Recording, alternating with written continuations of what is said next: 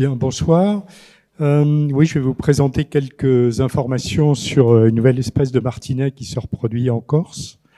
Et cette communication bien modeste, vous verrez, ça durera peu de temps, est présentée avec mes camarades Jean-François Seguin et Joseph Piacentini.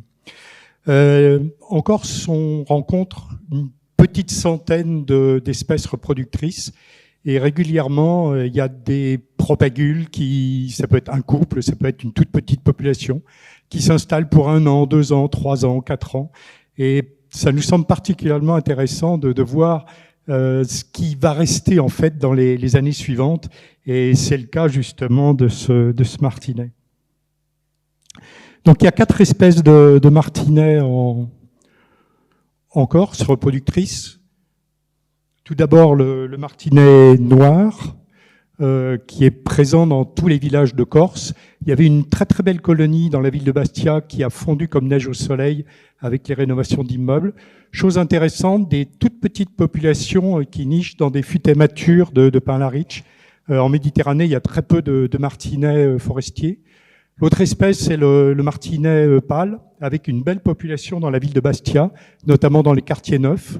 Sinon, c'est une espèce qui est sur le littoral, dans les falaises et puis sur les îlots.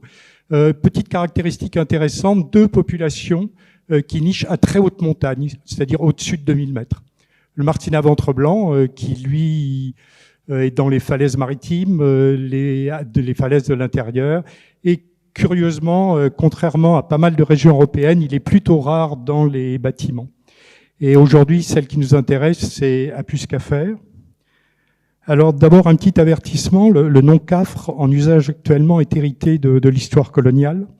Et actuellement, il y a de nombreux débats dans la communauté scientifique, spécialement chez les ornithologues américains, mais également chez les botanistes, autour des noms d'espèces portant des connotations racistes, coloniales ou offensantes, et notamment le nom cafre en Afrique du Sud, où son usage est passible d'une amende. C'est pourquoi nous préférons utiliser le nom de martinet à croupion blanc, qui en fait est l'ancien nom du martinet des maisons. Alors, c'est un oiseau africain. La population qui est au sud de l'Afrique est estivant reproductrice. Et en bleu, c'est la zone où les populations sont sédentaires et sont rejointes durant l'hiver austral par les populations du sud. Donc, il a colonisé l'ouest paléarctique, tout d'abord le sud de l'Espagne, l'Andalousie, puis il a grimpé vers le nord, colonisant une petite partie également du Portugal. Dans les années 60, le Maroc. Il a niché dans la péninsule italienne en 2020, et puis en Corse en 2022. Alors, quelques petites informations sur l'historique de cette colonisation.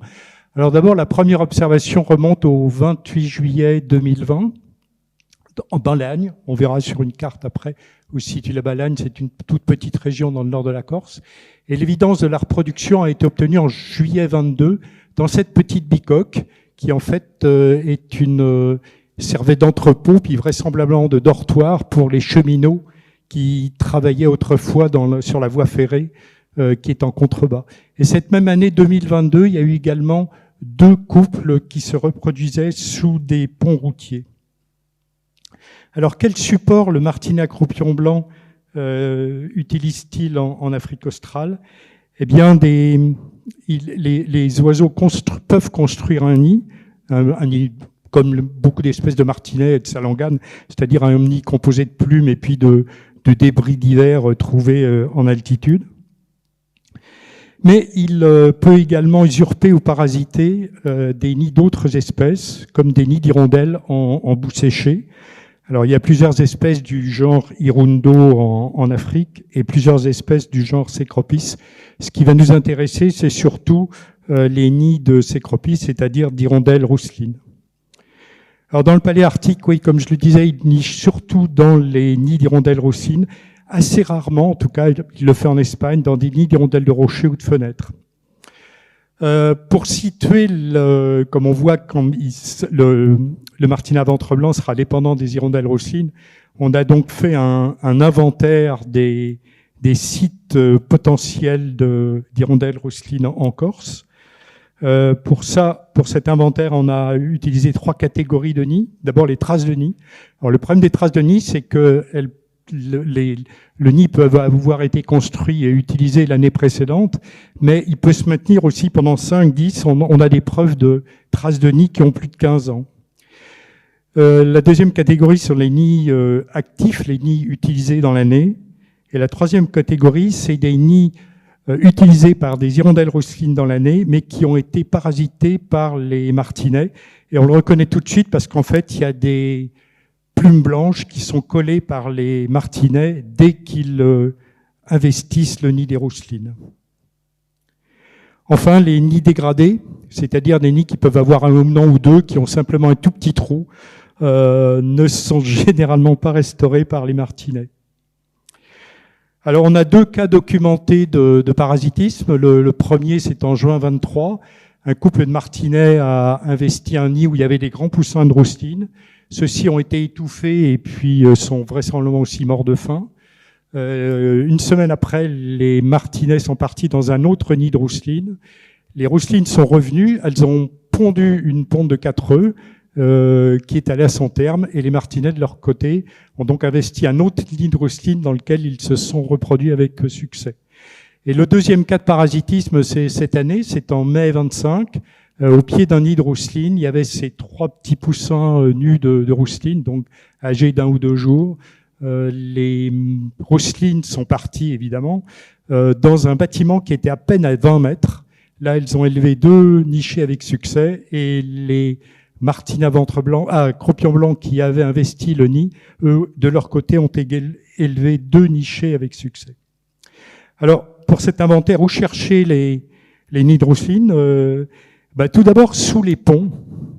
Ça, c'est un grand classique de cette espèce. Je vous passe cette image parce que c'est le pont historique où, en 1965, Paul Eisenman découvrit pour la première fois la reproduction de l'hirondelle en Corse. Mais également dans des petits bâtiments agricoles et puis dans des hangars de tailles diverses. Alors voilà ce que ça a donné. Les points noirs représentent les sites, c'est-à-dire des ponts, des maisons abandonnées, voire des petites villas occupées par des gens. En noir, donc, les sites où on n'a rien trouvé. En jaune, les sites où il y avait des traces, et en rouge, les points où il y a eu reproduction entre 2023 et 2025. Alors, globalement, on n'a rien trouvé sur toute la côte entre Bastia et Bonifacio.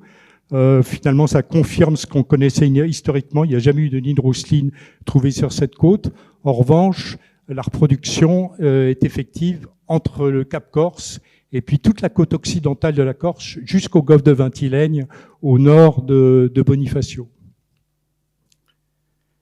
Donc en 2023-25, les hirondelles se sont reproduites principalement dans la région qu'on appelle la Balagne.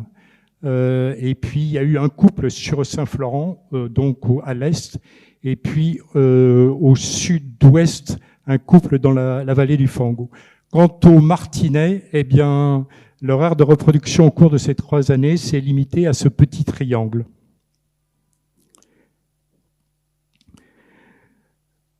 Quelques informations sur la reproduction. Là, c'est un adulte qui est en train de couver. L'effectif était vraiment modeste. Pour les hirondelles, 16, 12, 13 couples. Et pour les martinets, 3, 2, 1. Donc, la période de ponte est très étalée, de la seconde quinzaine de mai à la première quinzaine de septembre. 1 à 2 pontes, avec éventuellement une ponte de remplacement. 1 à 3 œufs. 1 à 3 jeunes. Et au cours de ces 3 années, on a noté 16 jeunes qui ont pris leur envol pour 8 reproductions. En fait, toutes ces données sont finalement assez proches de ce qu'on note avec le martinet pâle dans la ville de Bastia. Donc, c'est quand même assez limité pour le martinet à ventre blanc. Et on va regarder un petit peu la situation pour l'hirondelle rousseline. Ça, c'est une carte qui est déjà ancienne, elle date des années 90. Il est bien sûr au Maroc, dans la péninsule ibérique, mais il n'a pas encore atteint le nord. Il est bien représenté dans les Balkans. Avec l'Atlas européen, qui a déjà maintenant quelques années, l'hirondelle rousseline est bien répandue dans la péninsule ibérique, bien répandue dans les Balkans. un peu mieux répandu dans la péninsule italienne, Sicile et Sardaigne, mais en fait, il y a un peu un artefact dans le sens que les hirondelles rossines sont très peu fidèles à leur site de reproduction. D'une année sur l'autre, elles peuvent aller à 1 ou 2 kilomètres. Et donc, comme les atlas sont étalés souvent sur 4-5 ans, voire plus, ça peut fausser et donner une impression de répartition qui, en fait, est moins vaste. Autre handicap pour les hirondelles et bien sûr pour les martinets, c'est la destruction par les humains, la destruction des nids. Là, on est dans le cimetière de Loumio en Balagne. Un couple d'hirondelles rossines avait construit un nid. Peu de temps avant l'envol des jeunes, le nid a été cassé par les propriétaires du caveau. Évidemment, les propriétaires avaient été prévenus de l'intérêt de cette espèce, de sa rareté, et puis du fait que les hirondelles rossines ne risquaient pas de déranger les habitants du caveau. Et voilà ce que ça a donné. Donc ça nous a incité à construire un certain nombre de nichoirs. Là aussi, on a eu des nichoirs qui ont été détruits. Nichoirs en papier mâché qu'on avait fait. Donc ça nous a incité à faire des nichoirs en béton. Et voilà ce que ça a donné. Heureusement, il y a quand même la bétonisation du littoral de la Corse qui est là pour nous sauver. On va du moins sauver les hirondelles rosselines, avec d'innombrables lotissements pour les touristes et des situations qui sont très favorables aux hirondelles, des voûtes, des terrasses, des pergolas, et une situation générale qui est quand même plus hospitalière qu'en milieu rural. Là, on est dans un village de vacances. On voit la voûte ici. Ça, c'est un nichoir qu'on a installé en 2023. Il a été occupé en 2024-25. Et là, c'est une maison particulière également construite en bord de mer. Et les hirondelles roussines se sont installées en 2024-25 dans ce petit coin. Donc, pour résumer, pour le martinet acropion blanc, l'effectif est très faible en Europe et au Maghreb. En 2015, il y avait 110 à 200 couples dans cette péninsule ibérique et à peine quelques centaines en 2020, avec cependant quand même une nette progression géographique. On l'a vu sur une des premières diapos. En Italie, la reproduction de 2020 semble ne pas avoir été confirmée récemment. En France, il n'y a toujours pas de reproduction connue. Donc en fait, en l'absence d'un accroissement de l'effectif de rousseline, le martinet acropion blanc restera un reproducteur occasionnel, très localisé et qui pourrait vraiment disparaître. Voilà, je vous remercie de votre attention.